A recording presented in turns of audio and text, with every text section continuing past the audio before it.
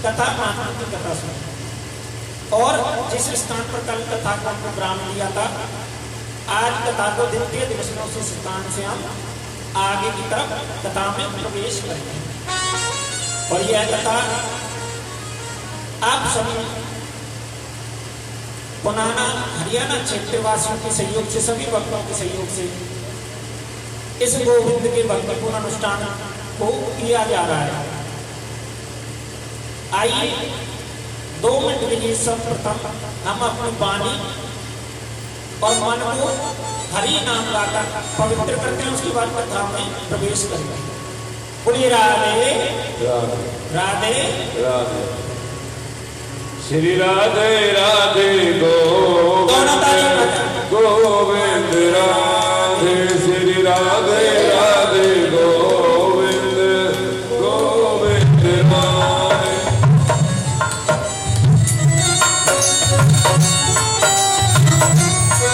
श्री राधे राधे गोविंद गोविंद राधे, श्री राधे राधे गोविंद गोविंद राधे, श्री राधे राधे गोविंद गोविंद राधे, श्री राधे राधे गोविंद गोविंद राधे, गोविंद राधे राधे गोपाल राधे, गोविंद राधे राधे गोपाल राधे, गोविंद राधे राधे गोपाल राधे, गोविंद राधे राधे गोपाल राधे, श्री राधे राधे गोविंद गोविंद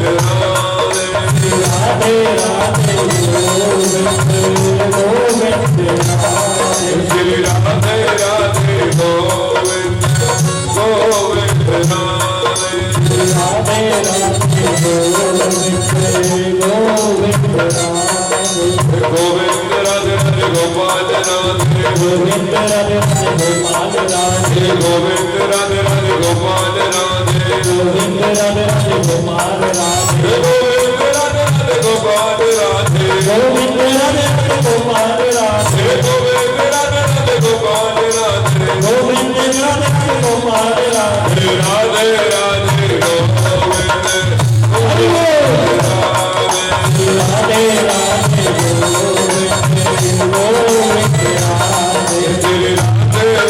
गोविंद गोविंद राधे, श्री राधे राधे गोविंद गोविंद राधे, राधे राधे गोविंद गोविंद राधे, श्री राधे राधे गोविंद गोविंद राधे, श्री राधे राधे गोविंद गोविंद राधे, गोविंद राधे राधे गोपाल राधे, गोविंद राधे राधे गोपाल राधे, गोविंद राधे राधे गोपाल राधे, गोविंद राधे राधे गोपाल राधे, श्री राधे राधे गोविंद गोविंद राधे, राधे राधे गोविंद गोविंद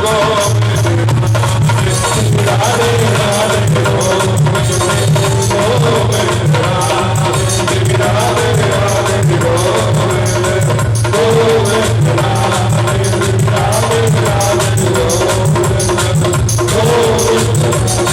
श्री राधे राधे गोविंद गोविंद राधे, श्री राधे राधे गोविंद गोविंद राधे,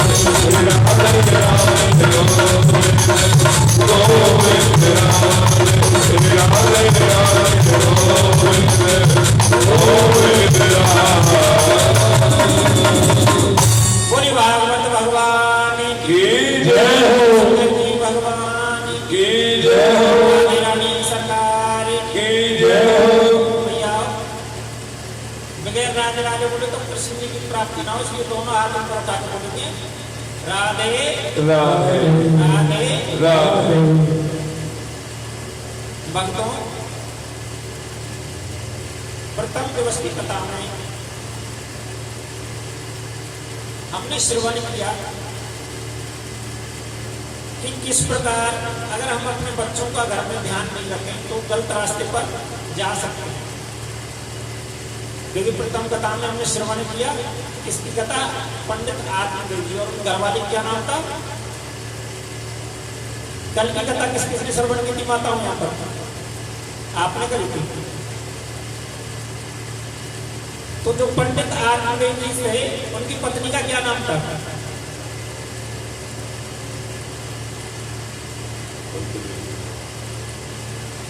राधे राधे।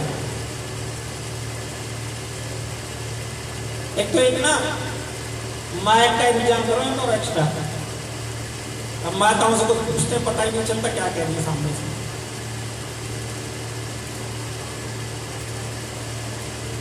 पंडित आत्मदेव जी की जो घरवाली थी उनकी पत्नी का नाम था धुंधली देवी, और इनके पुत्र का क्या नाम था, धुंधकार। और इनके एक और धर्म का पुत्र भी हुआ जो गौ माता के गर्भ से हुआ, उनका नाम था गौकर्ण महाराज। बोलिए गौकर्ण महाराज की। तो आप सभी ने श्रवण किया कि किस प्रकार एक माता अपने बालक को अगर चाहे तो धर्मात्मा बना दे और चाहे तो एक चोर और डकैत भी बना सकती है। कैसे? क्योंकि जो पिता होते हैं ना, पिता पर्वत के समान होता है, जैसे पर्वत कठोर होता है पिता वैसे ही कठोर दिखाई देता है। लेकिन जो माताएं होती हैं ये कोमल होती हैं स्वभाव से, बच्चों का जरा सा भी तो नहीं देख सकती। बालक चाहे लाख गलती कर दे लेकिन फिर भी हमेशा माता अपने प्यार के आंचल में अपने बच्चे को हर दुख से बचा लेती है। लेकिन भैया एक बात बताओ कि ठीक है हमें अपने बच्चों से सभी को प्यार है और सभी को होता है, माता को कुछ अधिक होता है, क्योंकि एक माता ही होती है जो 9 मास तक बच्चे को गर्भ में रखती है, और जब तक बच्चा स्वयं योग्य ना हो जाए, जब तक खुद गीले में सोती है और एक बच्चे को सूखे में सुलाती है। और इसलिए माता का स्थान सबसे श्रेष्ठ है। तो माताओं कल की कथा में हमने यही श्रवण किया कि किस प्रकार हमें अपने बच्चों को देख रेख करनी चाहिए, और अगर हमें अपने बच्चों में संस्कार डालने हैं तो वह बचपन से ही डालने पड़ेंगे। और भागवती में तो यहाँ तक भी लिखा हुआ है, अभी आप आगे कथा में श्रवण करोगे अभिमन्यु की कथा, तो यहाँ तक भी लिखा हुआ है कि बच्चे में जो संस्कार हैं वो माँ के गर्भ से ही आने शुरुआत हो जाती है। कैसे? आजकल के समय में हम देखते हैं माताओं, बहुत स्थानों पे ऐसा देखा गया है, आपके आसपास में भी देखा होगा आपने, कि माता पिता बड़े सज्जन हैं लेकिन संतानें बिल्कुल राक्षस प्रवृत्ति की होती है। ऐसा देखा होगा आप सभी के आसपास रहे होंगे। तो ऐसा अगर होता क्यों है? माता भी धार्मिक है, पिता भी धार्मिक है, फिर आकर बालक कैसे गलत रास्ते पर पहुंच गया? भैया इसका एक कारण और भी होता है। जब बालक माता के गर्भ में आता है तो माता का आचार विचार और उसके आसपास जैसा परिवेश होता है वैसा ही बालक का स्वभाव भी हो जाता है। आपने माताओं देखा होगा अक्सर कि हमारे घर में 2 बालक हैं, बेटा या बेटी जो भी, तो एक बालक का स्वभाव तो बड़ा शांत रहता है, बड़ा सौम्य स्वभाव है, और एक बालक बात बात पर सामान की घर में तोड़ फोड़ कर देता है, ये सामान फेंक दिया, वो फेंक दिया, और चाहे कितना भी उसे समझाए बड़े बुजुर्गों को ही आदर सम्मानों से नहीं करता। और एक बालक घर में ऐसा होता है जिससे हम कुछ भी ना कहें तो वो ऐसा भी का सम्मान करता है। तो ये फर्क बच्चों में कहां से आ गया? जबकि पिता भी धार्मिक है और माता भी धार्मिक है, फिर आकर बच्चों के स्वभाव में इतना अंतर क्यों है? अगर भैया आप ध्यान दोगे तो अक्सर होता क्या है कि जब हमारी पहली संतान होती है, अक्सर ज्यादातर पहली संतान, तो उस समय पे एक जो माता होती है वह नए परिवेश में आती है, उस परिवेश को समझने में थोड़ा समय लगता है। और एक जो हमारी धर्म की माता हमें वहां पर मिलती है, सासू माता, वो हमारी धर्म की माताएं हैं। जो जन्म देती है वह फिर भी पाप नहीं है, लेकिन जो हमारी सासू है वह हमारी धर्म की माताएं हैं, उनका स्थान हमारी माता से भी ज्यादा ऊपर। तो होता क्या है, जो हमारी सासू माता हैं उनकी भी बहुत सारी अपेक्षाएं होती हैं। किससे? जिससे कहते हैं बहू बेटी, उससे बहुत ज्यादा अपेक्षाएं होती हैं। और एक जो नई बेटी बहू के रूप में, क्योंकि माताओं के कई रूप होते हैं इसलिए माताओं का स्थान श्रेष्ठ है। एक रूप में माता माँ है, एक रूप में घर की बेटी है, किसी की बुआ है, किसी की दादी है, किसी की भतीजी है। हमारे पूजनीय पिताजी कहते थे कि जो लड़का होता है उसकी गारंटी नहीं है कि एक कुल का नाम भी वो चला दे, लेकिन जो पुत्री होती है वह 7 कुलों का नाम चलाती है। बेटी जहां भी जाती है उस स्थान पर उसके खानदान का नाम उसके पीछे पीछे अवश्य जाता है। बताओ,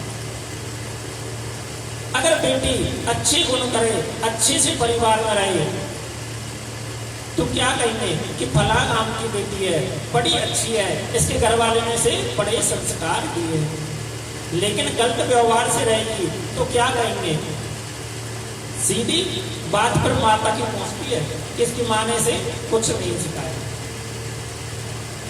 कहीं दूसरे स्थान पर जाएगी, किसी नाते में कहीं पे बुआ भी लगती होगी, तो माँ कहेंगे कि भैया बुआ जी कहा कि तुम्हारे को फलाने स्थान की बुआ थी, बड़ी अच्छी है, स्वभाव बड़ा अच्छा। तो ऐसी माता के 7 रूप अलग अलग होते हैं। तो हम बता में थे कहां पर बालकों के स्वभाव में अंतर क्यों आता है? तो एक नया परिवेश होता है, शुरुआत होती है, सास की भी बहुत ज्यादा अपेक्षाएं होती हैं, और जो बेटी आती है उसकी भी कुछ अपेक्षाएं होती हैं। शुरुआत में तो सब कुछ ठीक ठाक ही होता है, लेकिन धीरे धीरे व्यवस्थाएं घर में गड़बड़ाने लगती है। क्यों? क्योंकि सास सोचती है जो मेरी सास ने मेरे साथ किया वही मैं बहू के साथ करूंगी। हालांकि होता क्या है, जब वही सास बहू होती है तो वो कहती है कि भाई जब मैं अपने बच्चों की शादी कर दूंगी ना, तो मैं ऐसा व्यवहार अपने बहू के साथ बिल्कुल नहीं करूंगी जैसे मेरी सास करती है। लेकिन मैयाओं, बड़ा कठोर एक सत्य है दुनिया का। जैसे माता पिता के कुछ गुण आते हैं ना बच्चे में, वैसे ही बहू में सास के भी अवश्य कुछ ना कुछ गुण आ ही जाते हैं, चाहे वो सीखे चाहे ना सीखे। नहीं होता मैया हूं ऐसा? ये इधर वाली मैया तो पूरी राजी है, एग्री है मेरी बात पे। इधर वाली मैया आधी आधी रहे हमेशा। प्रेम से बोलो राधे राधे। तो भैयाओं, कहने का तात्पर्य यह है कि अगर हम अपने घर में सुराग बनाकर रखना चाहते हैं तो सास को भी समझना चाहिए कि कल को बहू से कोई छोटी गलती हो जाए तो हमें उसे अनदेखी कर देनी चाहिए। अगर कल को वही गलती उसकी बेटी करेगी तो क्या उसे भी वह इतनी ही प्रताड़ना देगी जितनी बहू को देती है? और कल को अगर सास भी बहू से जरा सी कोई बात कह दे तो बहू को भी तुरंत पलट के जवाब नहीं देना चाहिए। क्यों? क्योंकि मैंने कहा कि ये जो सास होती है वह धर्म की माताएं, अपनी माता से भी ऊपर उनका स्थान है। उन्हें भी, बहू को भी कभी पलट के जवाब नहीं देना चाहिए। छोटी सी बात समझ लेनी चाहिए कि कल को यही बात मेरी माता मुझसे कहती तो क्या मैं उसे पलट के जवाब देती? अगर केवल इतनी सी बात दोनों पक्ष समझ लें तो घर बिल्कुल सुराग बन जाता है। और शुरुआत जो पहला बालक होता है ना अक्सर घर में, उस समय तनाव ज्यादातर घरों में होता ही होता है। ये तो नहीं कह सकते सभी में, लेकिन ज्यादातर घरों में यह समस्या बिल्कुल आती है माताओं। अब माताओं, अगर गलत कह रहा हूं तो हाथ हटा दो, गलत कह रहा हूं, और सही बोल रहा हूं तो हाथ उठाना, उठाओ जरा। माता के मन तो कर रहे उठाने के, पर माता दुर्गा में बसने की सास भी बैठी है, चक्कर ना पड़ जाए हाथ उठा के नहीं। बोले राधे राधे राधे। तो मैयाओं श्रीमद् भागवत कथा का रसपान आज हम देखते हैं, जब उसमें हैप्पी मॉडर्न हाई स्कूल में कर रहे हैं। और ये जो धर्म के कार्य होते हैं ना, किसी एक के कार्य नहीं होते, ये सभी के कार्य होते हैं। वह समस्त भक्तों के सहयोग से ही इनका श्री निश्चित होता है, और ये पूर्ण भी सभी भक्तों के सहयोग से ही हो पाता है। जो श्रीमद् भागवत कथा है, यह एक विशाल ग्रंथ है। भागवत में 4 अक्षर हैं, भा, गे, वे और ते। 4 अक्षरों के समावेश को हम सभी भागवत कहते हैं। पहला है भा। भा के कहे खुल जात भाग्य जीवन के, अर्थात भागवत जी क्या करती हैं, जो कहे ना कि मेरा तो नसीब ही फूट गो, मेरो नसीब बिल्कुल फूट गो। अगर ऐसा व्यक्ति भी सप्त दिवस तक पालती मारकर अपने आसन पर बैठकर भागवत कथा सुनता है, तो उसके लिए भाग्य अवश्य खुल जाता है। अच्छा भैया, सुखदेव जी ने जो नियम बताए हैं भागवत जी ने, उन नियमों में सुखदेव जी कहते हैं कथा में कैसे सुननी चाहिए। कथा हमेशा हमें पालती मारकर सुननी चाहिए। किसी कारण से हम अस्वस्थ हैं, वृद्धावस्था में, तो हम किसी भी तरीके से भागवत सुन सकते हैं, उसमें कोई दोष नहीं लगता। लेकिन हम स्वस्थ हैं और हमारे शरीर में कोई परेशानी नहीं है, तो हमें कथा पालती मारकर ही सुननी चाहिए। कोई बुजुर्ग है तो मैं कुर्सी पर भी बैठ सकते हैं, कोई समस्या नहीं है। अगर बुजुर्ग पालती ना मारे तब भी कोई दोष नहीं है। किसी कारण से हम नौजवान हैं, लेकिन फिर भी हमारे पैरों में अगर कोई प्रॉब्लम है तो हम पैरों को मोड़ सकते हैं, लेकिन अगर हम स्वस्थ हैं तो हमेशा हमें कथा पालती मारकर ही सुननी चाहिए। बोले कृष्ण कन्हैया लाल। दूसरा, कथा श्रवण करते समय हमारे कान कहाँ पर होने चाहिए, कथा के अंदर ही होनी चाहिए, अर्थात व्यास जी जो कर रहे हैं उसकी तरफ होनी चाहिए। और भैया सत्य बताऊं कि इस गद्दी पर हम बैठे हुए ना, ये तो हम नहीं कह सकते कि हम सभी को सुधारने के लिए निकले, लेकिन हमारा एक प्रयास रहता है इस व्यास पीठ पर बैठने के बाद कि कोई एक व्यक्ति भी, अगर किसी एक व्यक्ति, एक भगत का भी जीवन सुधर जाए तो समझो हमारी यह कथा भी सफल है। और अन्यथा तो कथा में कहने के लिए बहुत सारा कुछ आता है, वह हम सुनाएंगे और हमारा समय पूर्ण हो जाएगा। लेकिन ये जो कुछ कड़वी बातें भी कई बार हम कहते हैं ना, उनको कहने का मकसद केवल इतना ही होता है भैया, जो कि एक गुरु गद्दी जिस पर हम बैठे हुए हैं, तो गुरु गद्दी कहते हैं। गुरु गद्दी कैसी होती है, गुरु मात वह पिता, यह कैसे होते हैं, विशाल वट वृक्ष की तरह होते हैं। जैसे विशाल वट वृक्ष, उस वट वृक्ष पे अनेकों जीव रहते हैं, और जब धूप तेज होती है तो अनेकों पथिक भी उस समय के लिए उस छाया में विश्राम करने के लिए उस स्थान पर आ जाते हैं। तो मैयाओं दूसरी परिभाषा में कहें तो भागवत कथा एक विशाल वट वृक्ष की तरह। और आप हम सभी ये तपिश गर्मी दिखाई दे रही है, इसको बोलते तपिश गर्मी। और एक और बहुत बड़ी कलयुग में बीमारी है आजकल, तो भैया छोटे छोटे 3-3, 4-4, 5-5 साल के बच्चों को भी होने लगी। उसे बोलते हैं क्या, टेंशन। क्या बोलते भैया, टेंशन। और अभी हमें गर्मी क्यों लग रही है, ऊपर एक सूर्य देव है, उनका नाम क्या है, जो सूर्य देव निकले हुए उनका नाम है सन। और उन सन के थोड़े से प्रकाश पड़ने से ही हम व्याकुल हो जाते हैं। कल कलश यात्रा में देखकर बड़ी तपिश थी, गर्मी थी। तो जब एक सूर्य देव की तपिश से हम इतने तप जाते हैं कि व्याकुल हो जाते हैं। तो सोचो, जिसका नाम है हमारे जीवन में, सभी के जीवन में आज के समय में 10 सत अर्थात 10 सूर्य। एक सूर्य देव का प्रकाश नहीं झेल पाते, तो भला सोचो 10 सूर्यों का प्रकाश जब हमारे ऊपर पड़ता है तो हमारी क्या गति होगी। मैयाओं, जो यह सूर्य देव की तपस्या है, जब ज्यादा तपस्या लगती है तो हम क्या करते हैं, स्नान करते हैं।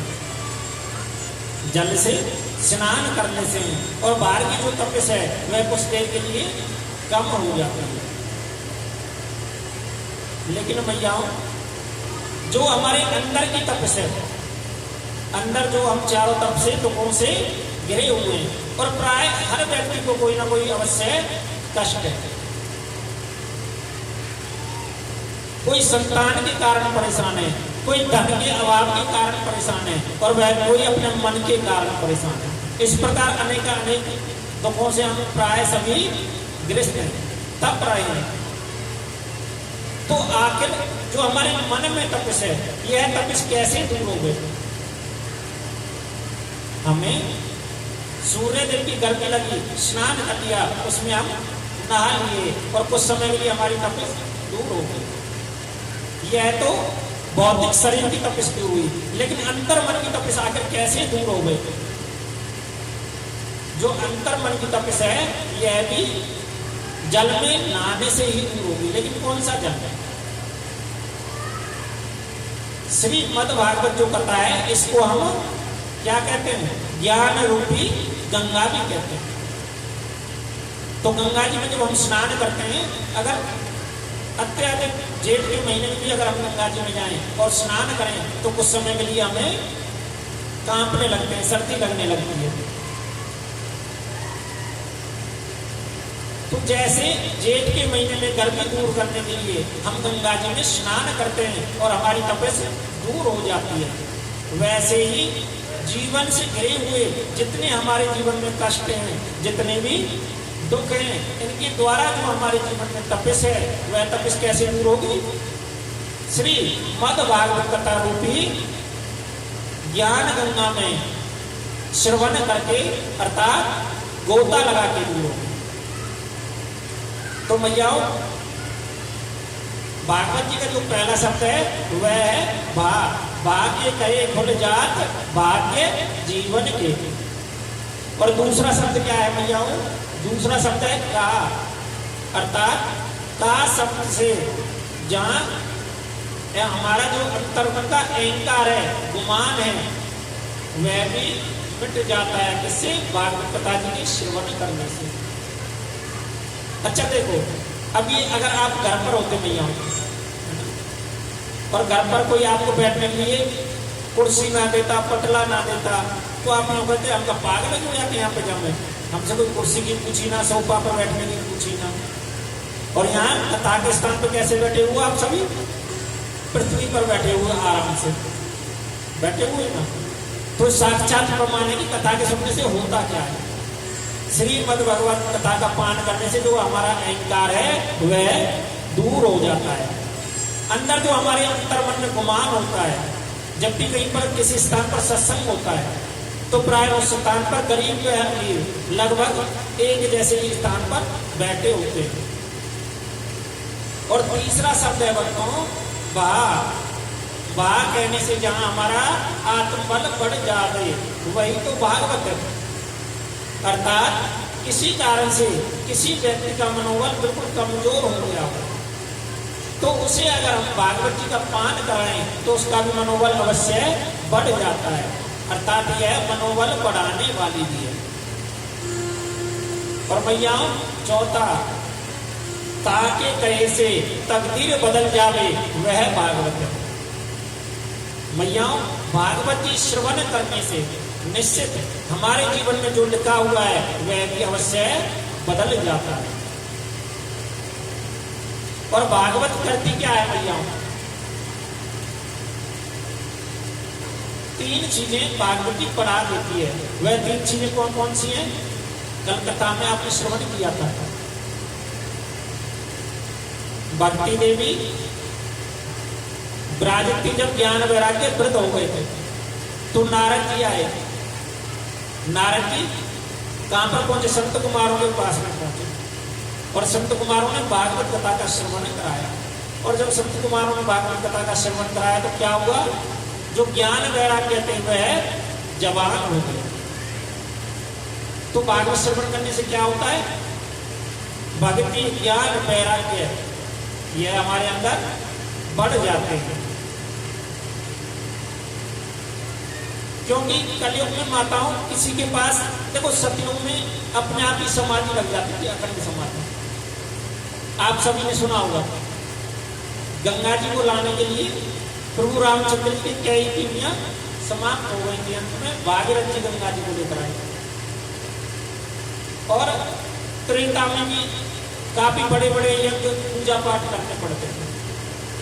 द्वापर में गोवर्धन कथा जो सुनोगे आप आगे जाकर, उस समय भी बड़ी बड़ी पूजा पाठ करनी पड़ती थी ठाकुर जी की प्राप्ति के लिए। लेकिन कलयुग में केवल भागवत जी श्रवण करने से ही हमारी भक्ति बढ़ जाती है, अर्थात ठाकुर जी के प्रति हमारी रुचि बढ़ जाती है।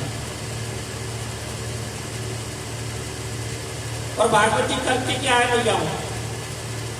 भागवत जी क्या करती है? भक्ति कैसे बढ़ा देती है?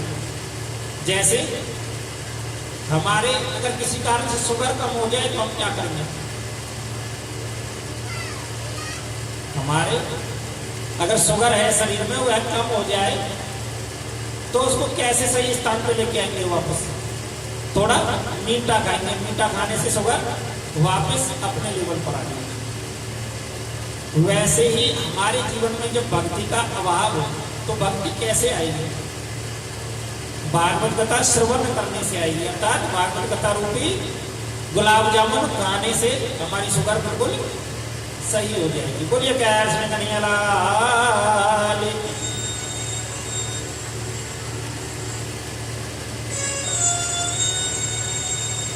तो भैया हमें कैसे भी करके जीवन में, अगर हम घर में खाना भी बनाते हैं ना तो भी हम भक्ति कर सकते हैं।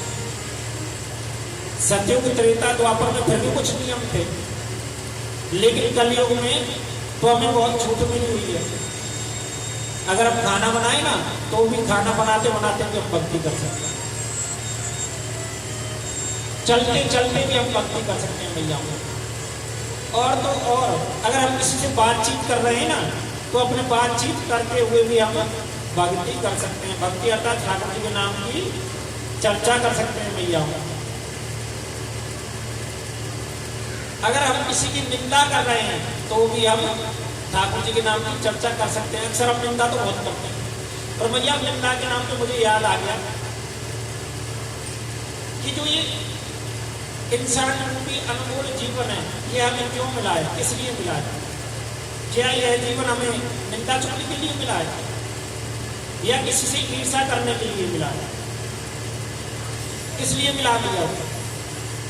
यह जीवन तो हमें केवल ठाकुर जी के नाम स्मरण के लिए मिला है।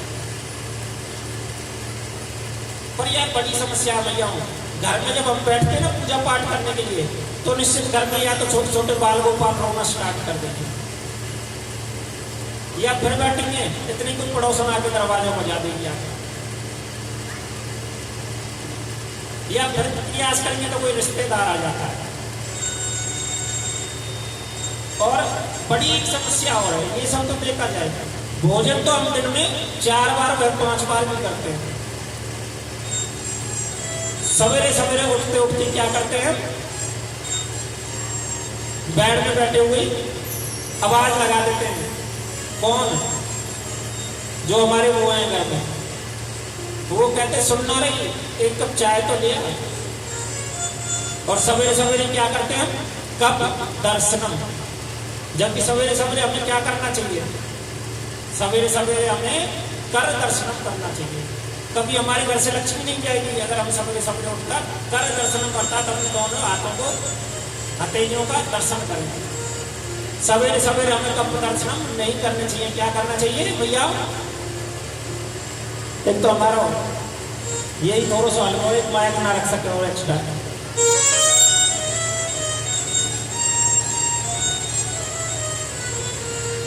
एक माइक पहुंचा मैया की तरफ जाकर पता चले।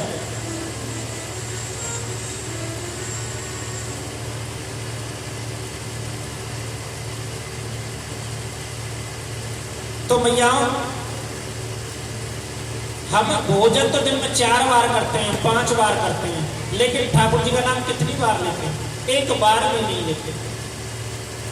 3 बार भोजन और भजन एक बार, 3 बार भोजन और भजन एक बार।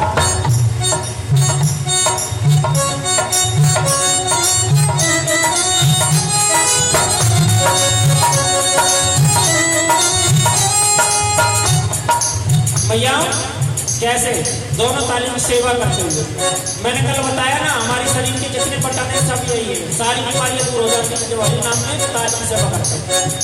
3 बार भोजन और भजन एक बार, 3 बार भोजन भजन एक बार, उसमें भी आते हैं जन हजार, आते हैं भजन हजार। 3 बार भोजन भजन एक बार, 3 बार भोजन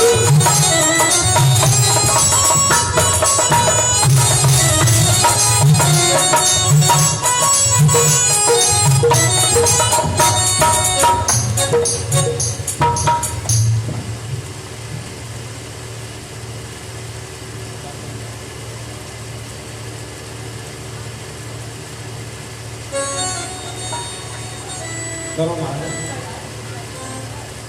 बोले राधे राधे। तो मैया जीवन में हम 3 बार भोजन करते हैं और भजन एक बार करने बैठते तो उसमें बहुत सारे झंझट है। पहला झंझट क्या है? पहला झंझट तो यह है जब हम भजन करने बैठेंगे ना तो मन ना जाने कहाँ कहाँ हमें भ्रमण करा लाता है। जहां पर हम सालों पहले गए हुए हैं ऐसे ऐसे स्थानों पर हमें भ्रमण करा लाता है। और हम जीवन में भजन किस लिए करते हैं? भजन जीवन में हम किस लिए करते हैं भैया? भजन करने का हमारा एक मुख्य उद्देश्य होता है।